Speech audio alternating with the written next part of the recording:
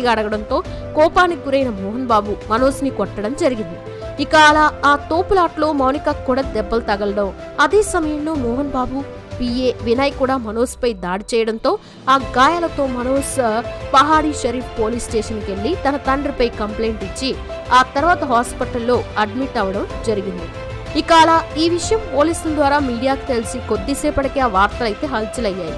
ఇదిలా ఉంటే మోహన్ బాబు కూడా పోలీసులకి ఫోన్ చేసి మనోజ్ తన ఇంటికొచ్చి తనపై దాడి చేశాడని చెప్పడం జరిగింది.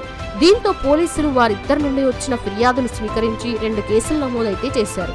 అయితే మోహన్ బాబు ఇచ్చిన ఫిర్యాదుపై మనోజ్తో పాటు అతని భార్య భూమా మౌనికపై కేసు నమోదైంది. ఇక మనోజ్ ఇచ్చిన ఫిర్యాదుపై మోహన్ బాబుకు చెందిన 10 మంది అనుచరులపై కేసు నమోదు చేసి దర్యాప్తు కూడా స్టార్ట్ చేసినట్టు తెలిసింది. అయితే మోహన్ బాబు యూనివర్సిటీలో ఆర్థిక అవకతవకలు జరుగుతున్నాయని, వాటిని ప్రశ్నించే బాధితులకి అండగా ఉన్నందుకు తనపై దాడి చేస్తున్నారని మనోజ్ ఆరోపణ